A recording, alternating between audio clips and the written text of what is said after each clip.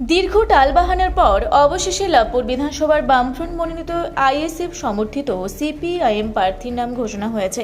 লাভপুর বিধানসভায় বামফ্রন্ট মনোনীত আইএসএফ সমর্থিত সিপিআইএম প্রার্থী হিসেবে মনসা হাসদার নাম ঘোষণা হতেই শুরু হয়েছে ভোট প্রচার কর্মসূচি। লাভপুর বিধানসভার বামফ্রন্ট মনোনীত আইএসএফ সমর্থিত সিপিআইএম প্রার্থী মনসা হাসদা নিজে হাতে দেওয়াল লিখনের মধ্য দিয়ে প্রচার কর্মসূচি শুরু করেছেন। শুক্রবার সকাল থেকেই গত পঞ্চায়েত নির্বাচনে একমাত্র বিরোধী সিপিআইএম প্রার্থী হিসেবে তিনি লড়াই করেছিলেন ভোটের ময়দানে।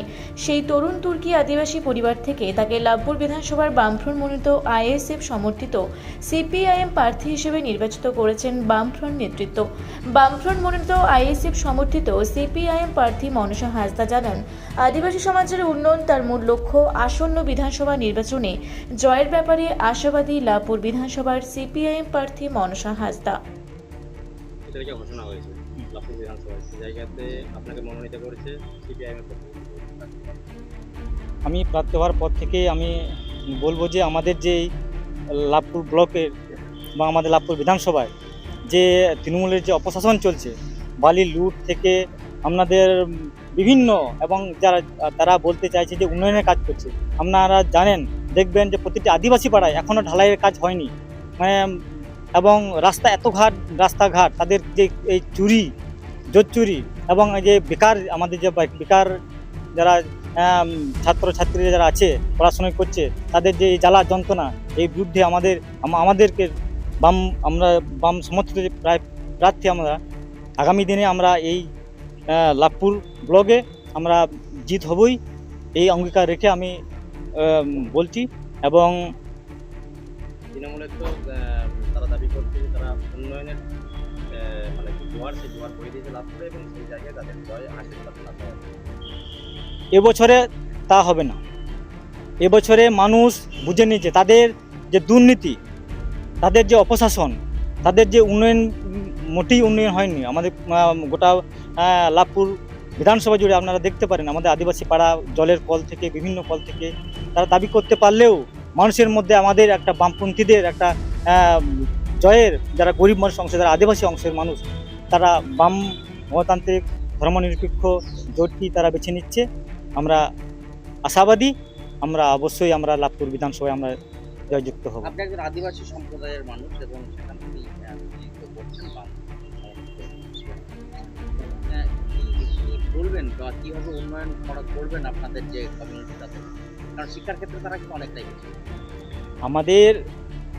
আমাদের এই সরকার আসাকালীন আপনারা দেখবেন যে আমাদের বাম সরকার যখন ছিল, আমরা বিভিন্ন হোস্টেল খোলা থাকতো। হোস্টেলগুলো এখন এই সরকার আসাতে আমাদের হোস্টেলগুলো পুরোটাই বন্ধ।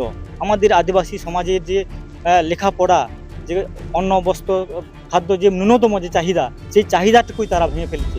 আমি আগামী দিনে আমি যদি জয়যুক্ত হয়, আমাদের আদিবাসীদের এবং আমাদের যে আদিবাসীদের যে সংস্কৃতি, আমাদের সংস্কৃতিটাই তারা গুলিন্ঠিত হয়ে গেছে। এবং আমাদের যে SC/ST, ফেক SC/ST যারা এই তৃণমূল আসাকালীন তারা জোর করে তাদের টাকা পয়সা দিয়ে করে নিচ্ছে, সেটাই আমি প্রতিবাদ করি। গত পঞ্চায়েত নির্বাচনে দেখা গেছে একমাত্র বিরোধী হিসেবে আপনাকে লড়াই করেছিলেন, কিন্তু তারপর দল আপনাকে সেই জায়গা থেকে তুলে নিয়ে এসে বিধানসভা নির্বাচনের ক্যান্ডিডেট ঘোষণা করেছে। এটা আমাদের দল সেই সময়ে 32টা ক্যান্ডিডেটের মধ্যে, পঞ্চায়েত সমিতির মধ্যে আমি একমাত্র ক্যান্ডিডেট, আমি সিপিআইএমের মনোনীত প্রার্থী কমরেড আমি মনসা হাসদা। তাদের যে লুট, তবে তাদের যে ভয় সন্ত্রাসের মধ্যে আমি একাই দাঁড়িয়েছিলাম। এই একাই দাঁড়িয়ে থাকার পরিপ্রেক্ষিতে আমাদের আগামী দিনে এই যে লড়াই সংগ্রাম, তার আমাদের পার্টি ভেবেছে, তাই যাতে জয়যুক্ত হয় সেটাই বলে। লাভপুর থেকে ইকবাল হোসেনের রিপোর্ট, রূপসী বাংলা মিডিয়া। আপনারা দেখছেন রূপসী বাংলা মিডিয়া। এখন একটা ছোট্ট বিরতি, ফিরে আসছি বিরতির পর। পুরুলিয়ায় পাত্রপাত্রী যোগাযোগের একমাত্র বিশ্বস্ত প্রতিষ্ঠান বিবাহ পরিচয়।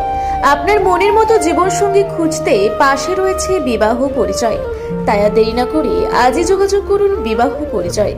Municipality commercial complex, 2nd floor, Chaibasa road, opposite PWD office, Purulia.